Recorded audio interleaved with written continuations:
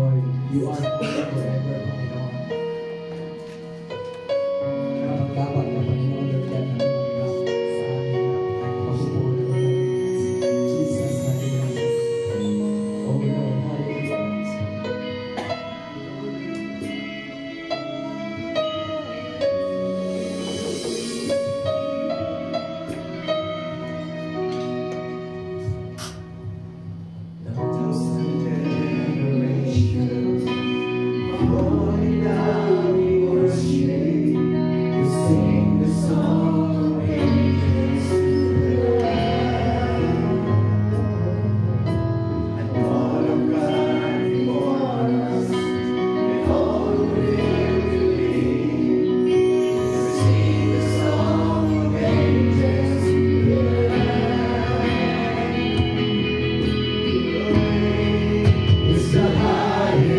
Your name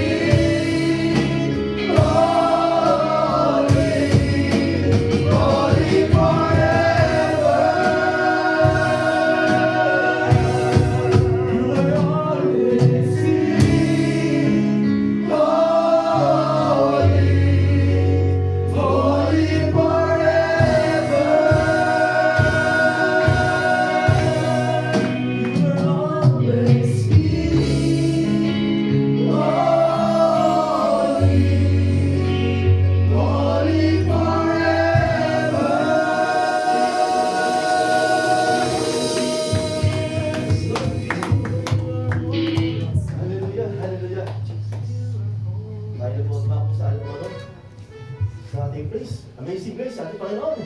Amen, Lord. Amen. Yes, Lord. Hallelujah.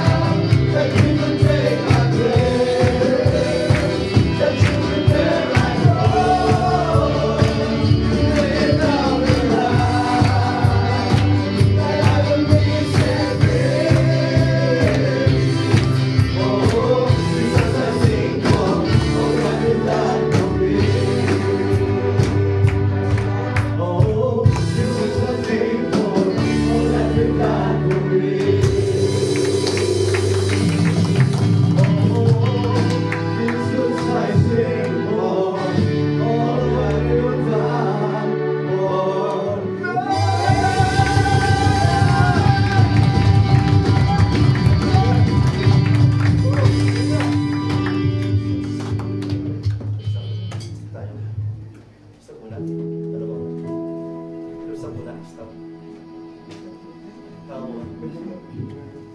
tapos sa bulan, tapos sa iyo. Tapos sa bulan, tapos parang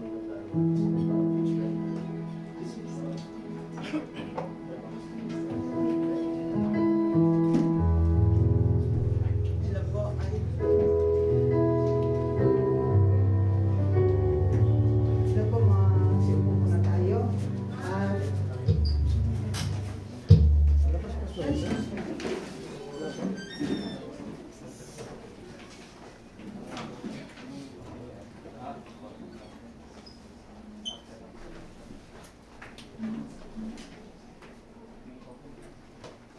magandang gabi po sa inyong lahat. Salamat tayo sa Diyos na andito po tayo lahat. At tawagan ko lang po si Pastor. Nasa po saan po si Pastor?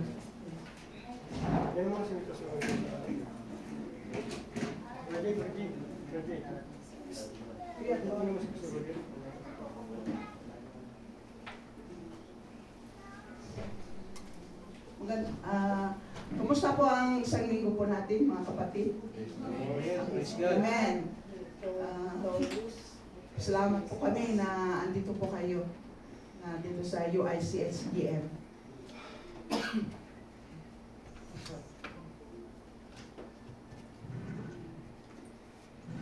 Magpapa naman tayo. Ano po? Pastora. Pasalamat po na tayo. Ano? Wala pa man yung si Pastor Roger. Ano po, ako na lang. Walang pass? Sige po. Ano po ating sorter? On the way, wala.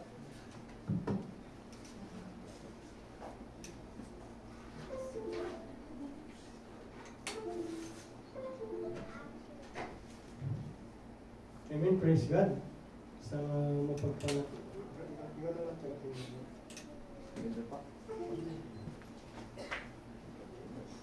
So, yan po, no? At tayo po ay dadako na sa ating short exhortation, which is ang ating pong ngayon ay related po sa dahil tayo po ay mananalangin sa gabi nito. Ano po? So, prayer intercession. Next. Nagbibitaw na ano. Tanggalin mo na yung mga kasaksak sa gilid. Hindi yung isa. Yung yan dalawa na tanggalin mo na yun.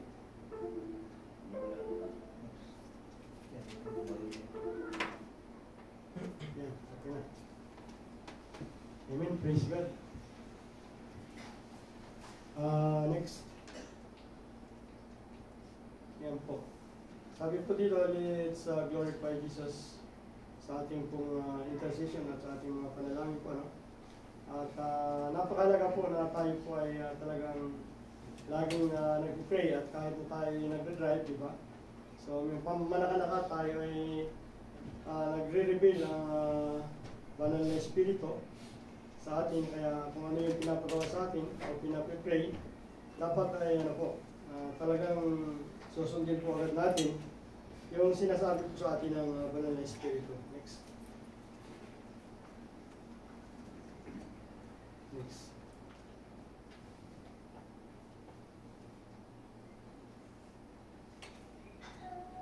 Ayan po. Sige po. Intercession po. Sabi po dyan, sa 1 Thessalonians chapter 2, o 1 Timothy. For king and for all that are in authority, that we may lead a quiet and peaceable life in the godliness and honesty. So, yan po nais po ng Panginoong Diyos na talagang ipag-pray po natin yung ating mga pinuno. So, yan, praise God. Nandiyan na po si... So, yan po kailangan po natin ipag-pray yung ating yung mga autoridad o yung mga hari, yung ating presidente, ano po, para po tayo ay makapamuhay ng mapayapa. So, kaya napakalaga po ng ating panalangin. Next.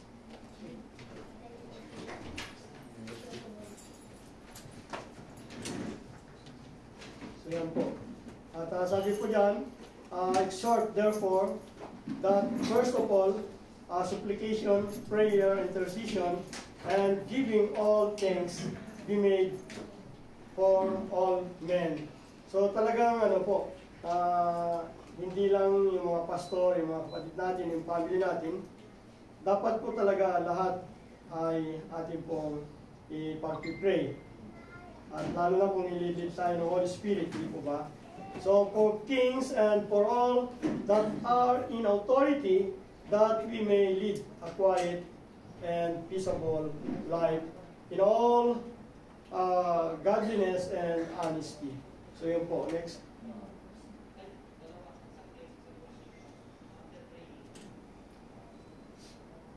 So kailangan daw po tayo na mayroong gagawin. O sabi po dyan sa taas, renew your mind. Paano po ba natin ma-renew ang ating kaisipan? Ano po? Do something to produce the result. Kasi kung sinasabi mo lang gusto kong ma-renew yung aking isip, yung aking puso, pero wala ka ng mga aksyon, eh kailangan, ay walang mangyayari. Kailangan mayroon tayong gagawin. Do something to produce the result. So, kailangan po tayo ay mag-resist pagka mayroong mga bagay na dapat na i-resist po, di ba? Sige po, next. Sabi diyan, finally, my brethren, be strong in the Lord and in the power of His might. So, napakalinaw po, di ba? Sabi diyan, be strong in the Lord. Saan po ba tayong mahugot ng lakas? Doon sa ating kaibigan, o sa ating yung tatay natin ay general o mayor, baka doon tayo mahugot ng lakas. Pero sabi diyan, be strong. Finally, my brethren, be strong in the Lord and in the power of His might. So ito yung kapangyarihan ng Panginoong Hesus na kumikilos sa ating bawat buhay. So kaya dapat doon tayo huhugot ng kalakasan sa ating Panginoong Hesus. Be strong in the Lord. Be strong in the Lord and in the power of His might. Kasi kung wala sa buhay mo si Jesus, paano ka huhugot sa Kanya ng lakas? Diba? Ang Panginoong Hesus na makapangyarihan at talagang magagawa niya ng lahat ng bagay. Kaya tayo ay huhugot ng ating lakas. Sabi ni Pablo, finally, my brethren, be strong in the Lord. Hindi ka maging malakas dahil yung tatay mo ay may posisyon, kundi sa Panginoong Hesus ka huhugot ng lakas. Amen? Amen. At maliban pa doon na tayo ay aasa at huhugot ng lakas sa Panginoong Hesus, ay dapat yung instruction ng Panginoong Diyos na sabi niya, suotin ninyo yung mga baluting kaloob ko sa inyo. Sabi niya, di ba? Put on the whole armor of God, that ye may be able to stand against the wiles of the devil. Kasi maraming mga paniling lang na ginagawa ng Diablo. Meron dyan, titirahin ka ng palasong nag-aapoy, ano? Pag tinama ka nun, so yun, talagang mapapasunod ka sa kanya at gagawin mo kung ano yung gusto niyang pandaraya sa'yo. Kaya dapat be strong in the Lord. Yun po yung unang-una at isuot po natin palagi ang baluti na kaloob sa atin. Hindi lang yung dito sa breastplate, hindi buong kasuotan. The whole armor of God. Yun po ating at dapat laging isusuot po natin para hindi po tayo tamaan ng nag-aapoy ng palaso ng kaaway. Next. So yan po, talagang kailangan po i-renew natin yung ating mind, di po ba? Yes. Kailangan na may gagawin tayo. We need to do something. Hindi yung umaasa lang tayo na lagi tayong ipag-pray. Umaasa lang tayo at wala tayong ginagawa. We need to do something. Amen po ba? Amen. Amen. So next. Ayan. Do something to produce the result. Kasi kung wala kang ginagawa, paano resulta yung makikita mo, di ba? Napakahalaga na meron kang effort na ginagawa para nandun po magpuproduce talaga yan ng result. Ayan. So, inulit na naman po, kailangan mag-resist tayo sa mga gawa ng kaaway, pandaraya. Do something. Kapag merong parang naaakit ka o may nangaakit sa'yo, do something. Kailangan mag-resist ka. Hello? Mamaya, papunta ka na pala doon sa pagkahulog, pagkalaglag, doon sa iyong pananampalataya na talagang hinubog mo o talagang pinanday mo o talagang buong ilang taon, 10 taon o 15 years, pero doon lang pala sa mamagitan ng panliling lang pandara na yun ay malalaglag ka. Diba? Parang gumawa ka ng bahay at kumpleto na, may pintura na lahat, kulang na lang ng mebles, pero biglang nagkasunog. Lahat ng mga pinaghirapan mo, bagsak, wasak. Ganun po yung mangyayari kahit na ganun tayo katagal. Pag hindi po tayo nag-resist, pag hindi po natin sinuot yung whole armor of God, pag hindi tayo muhugot ng lakas sa Panginoong Yesus, ay baka magbuo yung lahat ng ating pinagpagalan. Ano po? So napakalaga po noon.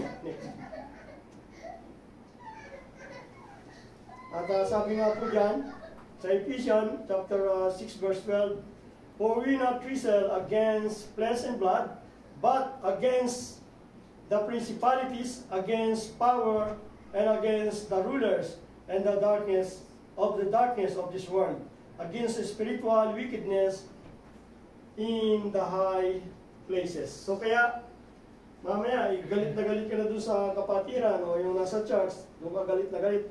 Pero yung pala, ginagamit lang siya at may nag-audio sa kanya. Kaya dapat yung labanan natin yung nasa likod niya. Behind him na nag-audio.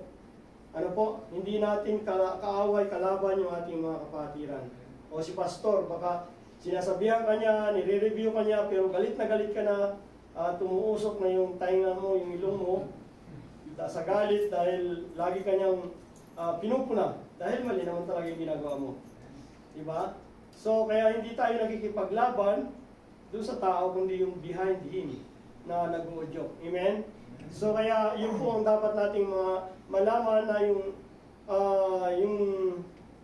gumagawa ng mga bagay na yun ay hindi yung kapatid. Kaya dapat talagang makipag-battle tayo at tayo hugot ng lakas sa Panginoong Hesus. Sabi pa nga dyan sa 13, wherefore, take unto you the whole armor of God. Di ba? Pinanggit na naman. Kasi kung wala ka ng armor of God, yung helmet of salvation, yung breastplate, may pamigkis, at saka, kasi kung wala yung bigkis, baka magkatanggal yung mga armor mo. Napakahalaga ng pamigkis ng katotohanan. Diba?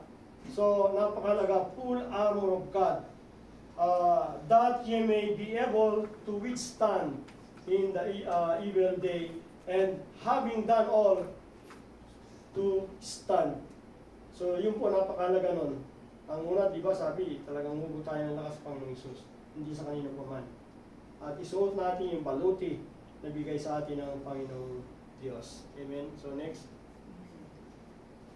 So, tanda po natin, lagi na hindi na po tayo makikiuso o makikibagay dahil marami naman sila, yun yung ginagawa nila, dahil yun na rin ang gagawin natin. Hindi po ganon. Dapat renew your mind. Ano po, sa pangatlo, sabi diyan, endure temptation. Mananatili ka pong tapat. Baka napakitaan ka lang ng medyo magandang, kahit na mali ay talagang igagrab mo. So, dapat yung wisdom na binigay po sa atin ng Panginoong Diyos ay atin pong gagamitin. Ano po? Para magagawa po natin yung, ma-endure o talagang mapagtatagumpayan natin, malalabanan natin yung mga tukso kung nandun po na nasa Panginoong Diyos sa ating buhay, na nakikinig tayo sa guidance ng Holy Spirit. Ano po, sa Panginoong Yesus lagi tayo tumugot ng lakas at nandun talaga kailangan babad tayo sa panalangin para meron tayo ng intimate relation sa ating Panginoong Yesus. Kaya sabi niyan, manatili tayong tapat. Huwag po tayong padadaya sa kaaway, sa dyablo. Sabi niya, blessed is the man that endureth temptation, for when he is tried, he shall receive the crown of life. Biro niyo po yun, makaka-receive tayo ng crown of life pag tayo ay nanatiling tapat hanggang wakas. Dahil tayo yung maliligtas kapag tayo ay nanatiling tapat hanggang wakas. So napakahalaga po ng katapatan sa ating Panginoon, katapatan maging sa ating mga asawa. Hello? Mga meron dyan sumisimple dahil may pagkakataon. Diba? So maging tapat po tayo. At lagi tayong humingi ng lakas. Suotin natin yung baluti na kaloob ng Diyos para hindi tayo malinglang, madeceive ng kaaway. Kasi iniisip natin, yung asawa natin nasa Pilipinas at may nakita tayong maganda rito at na-inlove tayo. So yun na po yung umpisa. Kapag hindi po tayo nag-ingat, hindi tayo nanatiling tapat sa ating asawa, maliling lang tayo ng dyablo at yun po yung pagbagsak mo. Maguguho yung lahat na ilang taon mo na para lumago yung faith mo, para magamit ka ng Panginoong Diyos, pero dahil lamang doon sa kapirasong laman na yun, ano po, ay bumagsak ka. So kaya napakahalaga na tayo manatiling tapat. Kahit na hindi nakikita ni pastor, kahit hindi nakikita ni kapatid, ano po, huwag nating gagawin yung labag sa kalooban ng Panginoon. Next. Ba't wala yun? Endure temptation. So, God is faithful. Kasi pag tayo po ay nanatili talagang tapat, nandun po talagang tayo po ay iingatan ng Panginoong Diyos. At tapat din ng Panginoong Diyos na tayo po ay hindi niya pababayaan. Kung proteksyonan po na tayo palagi ng ating Panginoong Diyos. God will make a way for you. Kagaya po ang sinasabi na dyan sa 1 Corinthians, ano po? Sige po tuloy. Chapter verse 13. Sabi yan, there had no temptation taken you, but such as is common to men. But God is faithful, who will not suffer you to be tempted above all ye are able. But well, with temptation also make a way to escape, that ye may be able to bear it. So yun po sabi sa Tagalog nun, wala pang pagsubok na dumating sa inyo na hindi dinanas ng mga tao sa buong mundo. But tapat ang Panginoong Diyos dahil siya po yung gagawa ng paraan, ng daan para po ito'y ating mapagtagumpayan. At siya yung magbibigay sa atin ng kalakasan para ito'y ating malagpasan. So ganun po kabuti, kabait ang Panginoong Diyos. Kaya dapat po nandun yung ating katapatan sa ating Panginoong Diyos. Huwag po tayong papadaya sa ating kaaway. Next. So ayan po. Yun lang po yun, Sabi dyan, number 1, change your stand. Baguhin ang pananaw. Ano po, babaguhin po natin ang ating pananaw. Kung mayroong mga bagay na mali, dapat itutuwid po natin. Amen? Next. So yung pangalawa, sabi dyan, do something to produce the result. Hindi po tayo lang kagaya ni Juan Tamad na nakahangangalang at pala bagsak na yung bayabas. Pero meron tayong gagawin. Mag-exert tayo ng effort. Amen? Para meron po talagang mangyayari. Do something to produce the result. Pangalawa. Pangatlo po. Next. So sabi diyan, ayun nga, di ba? Tayo ay ma-endure natin yung temptation, tayo makatatagal at magiging matatag, mananatili tayong tapat dahil yung Panginoong Diyos din mismo ay napakatapat po niya. Kaya, yun po mga kapatid, mga leader, mga pastors, ito po yung nais ng Panginoong Diyos na kailangan kung yung lalo na yung mga bagong mga kapatiran, baguhin po natin yung ating stand. Kung nakita at ipinaunawa, ipinaalala ng Banal na Espiritu na mali yung stand mo, baguhin mo na po. Change your mind. Amen? At sabi nga ng Romans chapter 12 verse 2, nasabi doon, be transformed and renew your mind. Renew your mind and be transformed para maunawaan natin kung ano talaga yung kalooban ng Panginoong Diyos. Amen? So, do something to produce result. Pangatlo, endure. Ano po endure? Temptation. So, manatili po tayong tapat. Yun po yung nais ng Panginoong Diyos. Bilang tayo po ay mga lingkod ng Panginoon, ay yan po ang nais ng Panginoong Diyos na tayo po ay manatiling tapat sa Kanya. At ito po ay gagamitin natin mamaya, mag-pray tayo, no? So, yan, kailangan lagi natin ilagay yung armor of God at kanino tayo hugot ng lakas? Sa Panginoong Hesus. Pag tayo nalulupay-pay ng hihina, yun po, doon tayo lalapit hindi sa kanino mga kaibigan o sa tatay natin, sa Panginoong Hesus. At isuot natin palagi ang baluti ng kaloob ng Panginoong Diyos para tayo tumagal at maging matatag o manatiling tapat tayo sa ating Panginoong Diyos. Amen po ba? Amen. Palapakan natin ang Panginoon. So, hanggang ayan po, conclusion. Sabi dyan, ito pa yung conclusion, yung binanggit ko.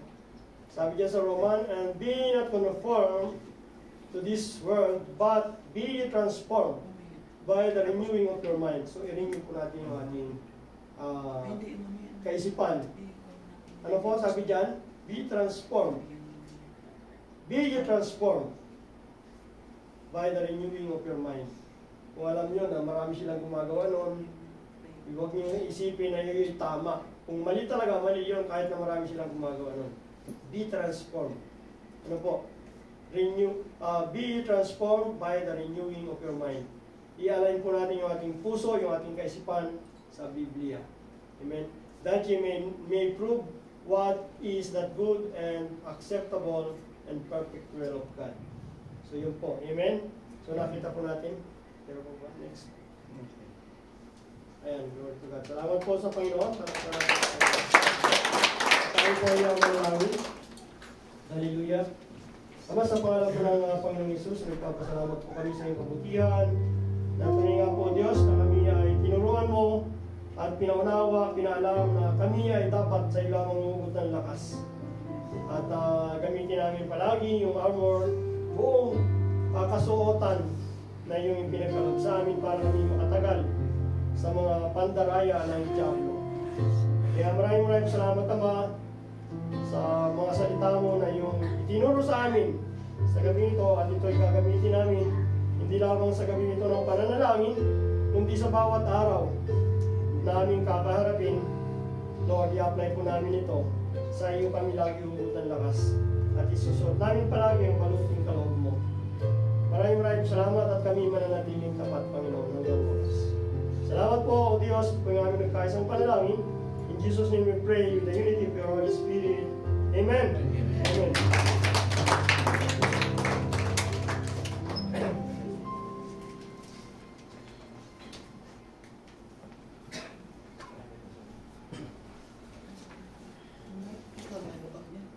Hello, right?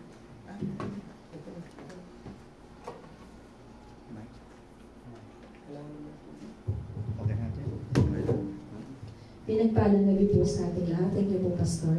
So, ngayong gabi po, ang setup po ng prayer po natin is bibilang po tayo ng 1, 2, 3, 4, 5, 6. Umpisahan ko po sa, bali, ang ano po natin is group prayer po tayo kasi nung nakaraan is 5 na yun. So, group prayer po tayo ngayon. Umpisahan ko po ang 1 po ako. 3, 4, 5, 6, 7? 1 to 6 lang natin. 1. Sige po. 1. 2, 3, 4. 5. 6, 7. 1, 1. Dali makahuli. Pakitagdanan lang po yung mga number po natin. 1.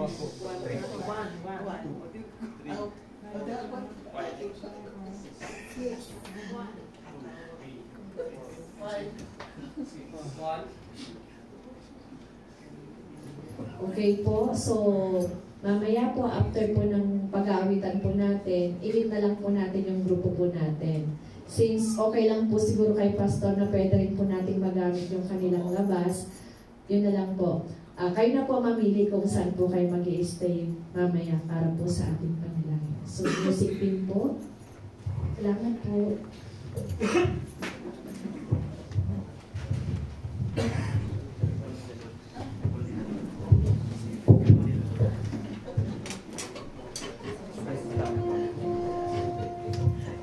Amen po.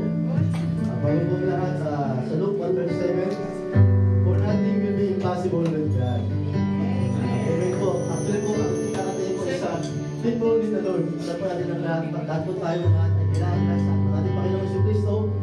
Dahil po ang ating created sa ating mga buhay. Kaya po natin yung mga doon ang mataas sa autority sa Kanya. Dahil siya ang gusto ko ay siya ang pinakastaasan. Amen. Hallelujah.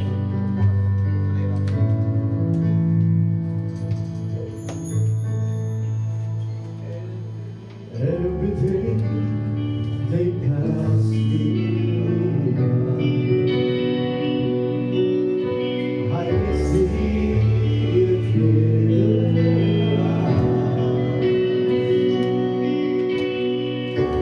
Every one is there. That knows where.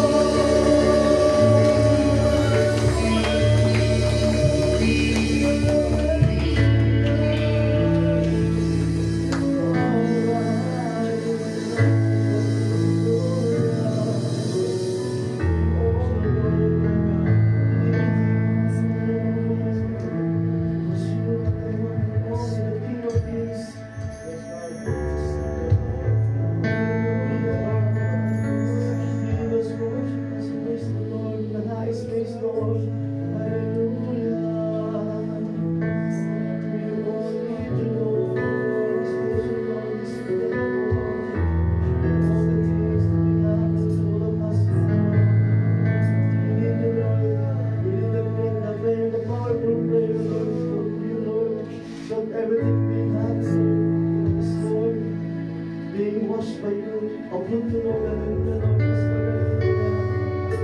just for the King of Kings, the Lords of Lords, just the one Lord, just what's in you, Lord. We forgive the Lord, Lord, at the end of the road, is still open door. We believe.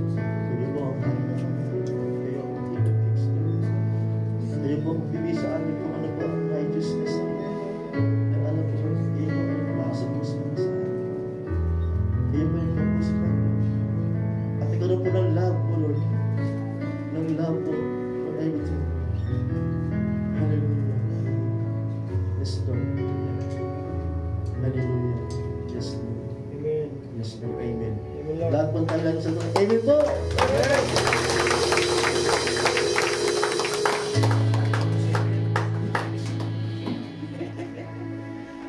Magkasama kayo dalawa. 7K po. One. Magkasama kayo, 7K. Yung free.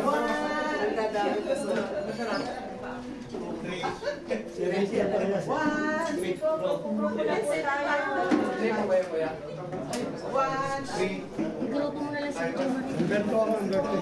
Iyan mo sa si John Marie.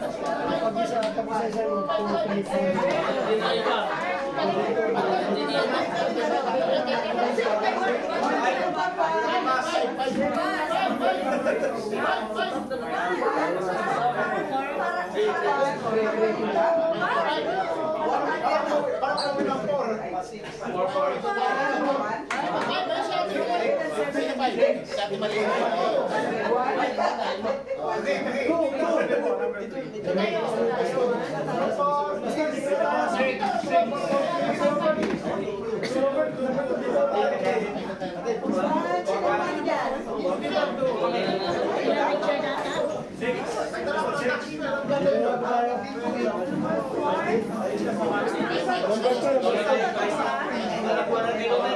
Pwede po sa labas, pero mananalangin po ha. Huwag po magpintukan muna after ng one po. Dito na Humberto,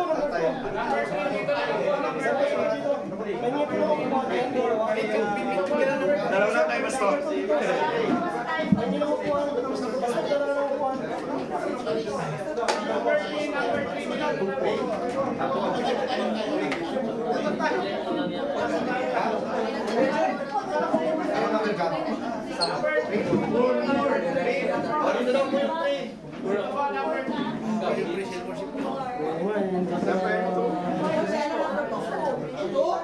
Dito daw sa TV. Ayan dito. Ganda ko.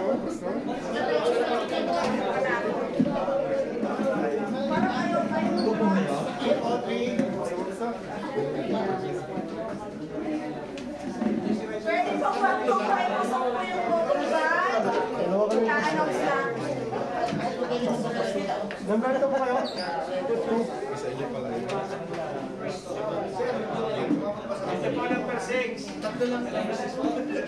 After po ng prayer, please, wag po pakikusot yung kabulban para po masasusunod pa. Kaya, yan. Ano na ba ba? Ilan kayo? Anim po kami. Anim. Bibigyan ko yung maraming prayer. One.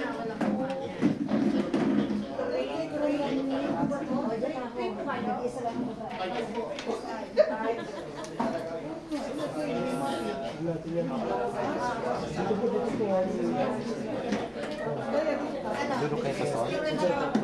Gusto niyo po doon kayo? Lapit ka rin natin. Ay, dinipat po kayo Dito dyan. na raw ako.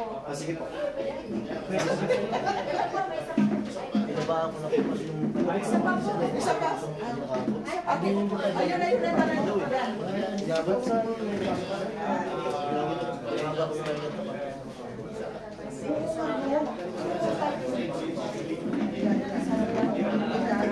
Nag-isa ka lang dito na. Ako lang. Yan ako sa una.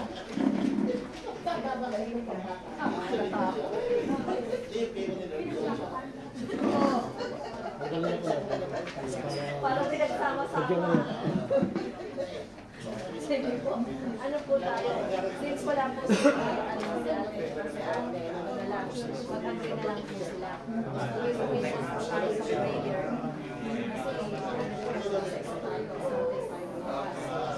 Pero po bakit hindi pag-pray, alam po natin yung sa kanan natin. Tulong na lang po natin kung ano yung Yung isang bahay gustong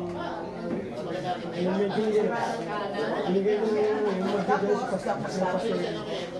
Nag-anniversary. Pinabaan ko na kayo kanta para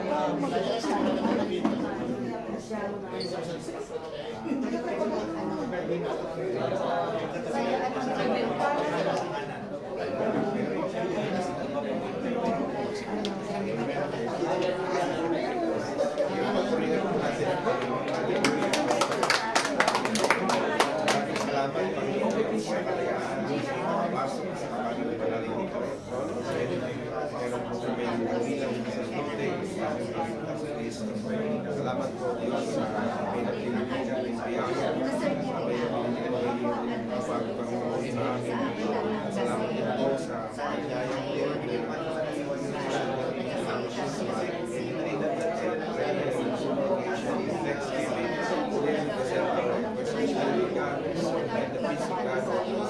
Understanding, guard our hearts and our minds in Christ our Lord. Sa our take up, we present po ang pangangalaw ng item and believing, Lord God, that whatever we ask in prayer, we believe, Lord, we will receive it in Jesus' name. Thank you, Lord God, again, let us pray for our prayer. Hallelujah, hallelujah, hallelujah. Lord God, it is written by your stripes we are healed. Surely you took our infirmities, you carried our sorrow, and by your wounds we are healed. Lord, we will, Lord God, that includes our physical health. We have been redeemed by your stripes. Lord, I pray for your blessings. In the name of Jesus, I declare that this liver will function normally in the name of Jesus Christ. Lord God, ito pong ongoing dialysis, I work in favor of it, Lord. Strength just so you can pray for your financial provision, pray para po sa procedures na needed para thank you, Lord God.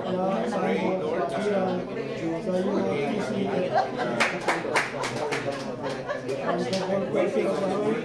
leaders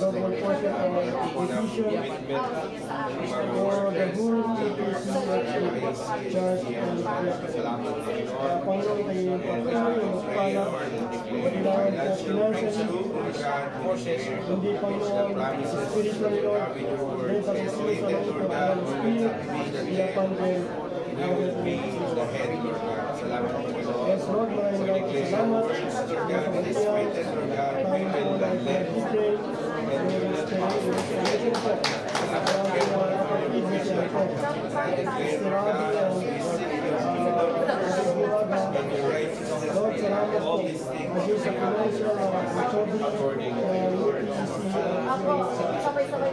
pray for your provision, Lord God, sa funds, wisdom, Lord God, thank you for providing the needs, Lord God, that you are able to share, Lord God. Using, Lord God, you know, the house rental, actually, Lord God, you know, Lord, salamat din po sa wisdom,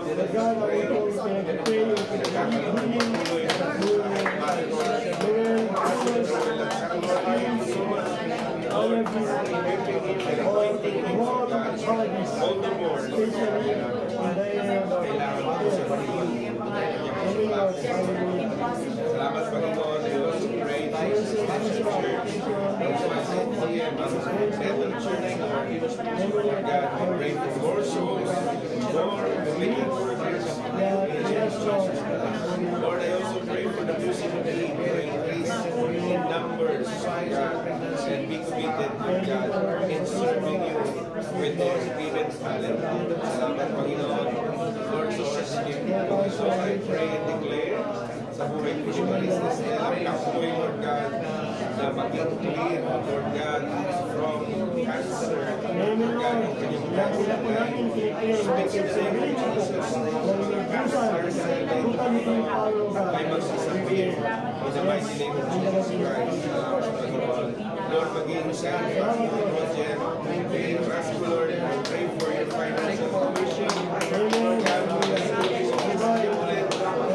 pray, Lord God, yung mga families, Lord God, that you release as Panginoon as part of your moving in his life. I also pray, Lord, na sisyanin po na ang budgets for the last dapat tayong bahay, Lord God, sa kanilang pagkakas. Lord, I also pray for Rodaling Liman, for the Lord,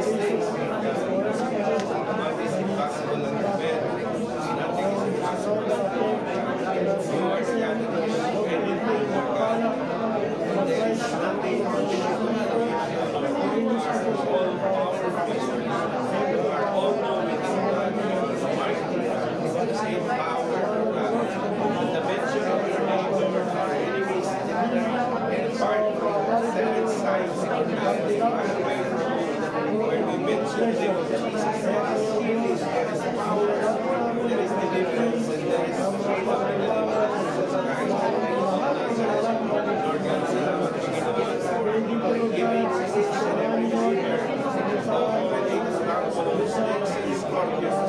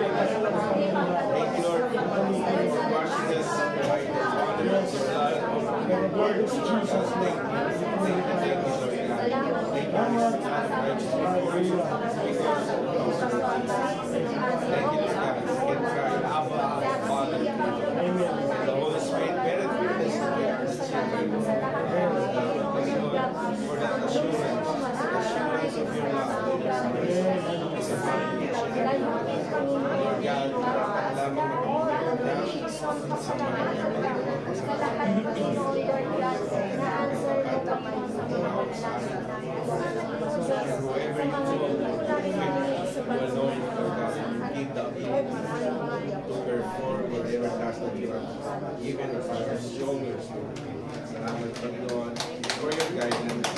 Salamat, Panginoon, sa anointing mo sa bawat isa sa amin. Give you all the glory and honor in Jesus' name. Amen. Salamat, Panginoon.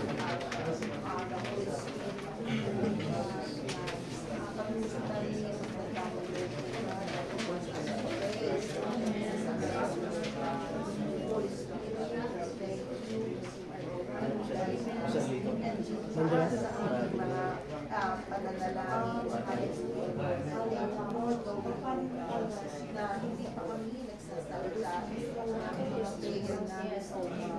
and your angels ascending and ascending, O God, bringing all our prayers to you, Lord. At ang lahat ng mga ito, even the prayer of our heart at our mouth, cannot happen, O God. Ito po ay nakarating sa throne ng ating biyaya. At ito po ay naging napangusaw sa iyo. In the mighty name of Jesus. Father, we thank you, O God. At inaabot na po namin, O Lord God, ang kasakitan mo sa aming mga panalangin. Yes, amen.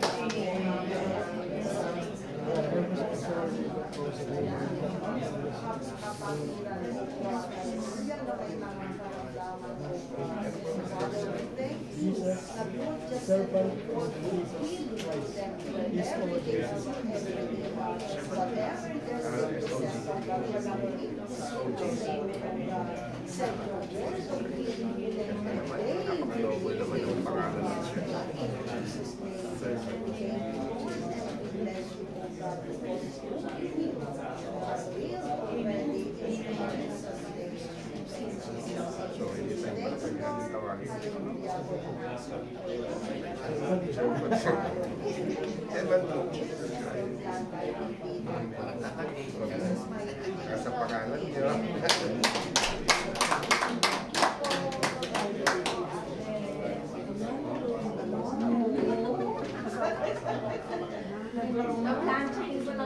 Hindi marunong mag-follow ng instruction. Good graduation.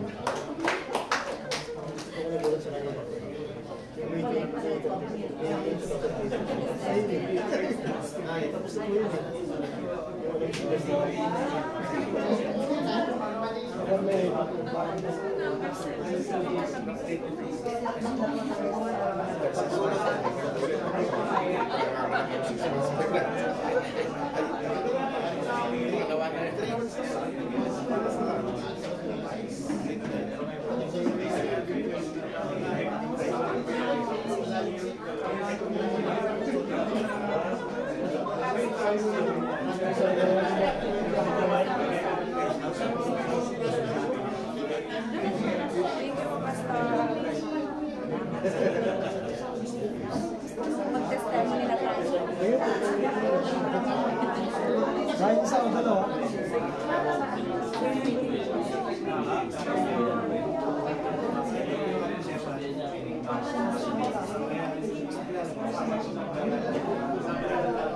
Praise po.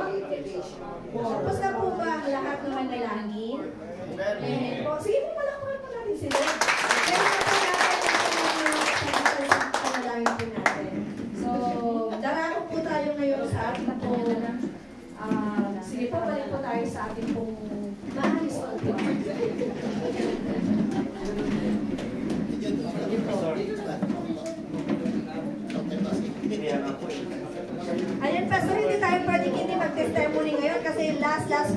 may victorious kayong gawain. Amen po.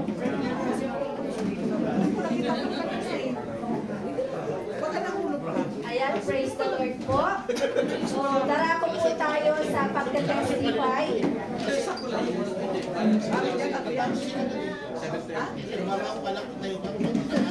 Sige po, pumunta po tayo. Okay po. Sige po, sino po ang mangunguna na magte-testify ng goodness ng Panginoon sa kanyang buhay? Sabi nga, kung sabi ni Pastor Robert nung nakaraan, yung attendance or yung presence po natin nakaka-encourage, di po ba? Di mas lalo na pag may nag-testify dito ng goodness ng Panginoon. Maaring ang isa po sa atin ay ma-encourage din sa mga testimonies natin. So, sino po ang matapang na mangunguna na ilalahad ang kabutihan ng Panginoon sa kanyang buhay? Testimony ko ba ito yan? Isang mapagpalang gabi po sa lahat. Kasi ito lang po ibalik ang pasasalamat sa Panginoon sa patagumpay po ng bakasyon po namin. Salamat sa Panginoon at nakadalo rin po tayo sa mga pastoral meeting po doon sa lugar po namin. Marami pong mga churches pala doon na hindi natin kakilala. Ano po? So, namit po natin ng CCF doon, ang Lorimi. Marami po palang doon sa Pangasinan po na mga kaya binubuo din po nila ngayon doon yung pastoral group o yung mga churches kasi nga po totoo naman po na ang isang church hindi mo kayang sabi nga the harvest is plenty, po, but the laborers are few. So sa isang church hindi niya kayang gawin ang lahat ng bagay na ito. So we need lahat po ay kailangan po natin sa isa't isa. So tayo po ay magtulungan to harvest. So yun po yung adhikain ng mga kapatiran po doon na kailangan talaga ang bawat churches ay sama-sama magtulungan. Natulad yung ginagawa din po natin ngayon na tayo po ay magtutulungan. Kaya papuri sa Panginoon. Pangalawa ay salamat sa Panginoon sa matagumpay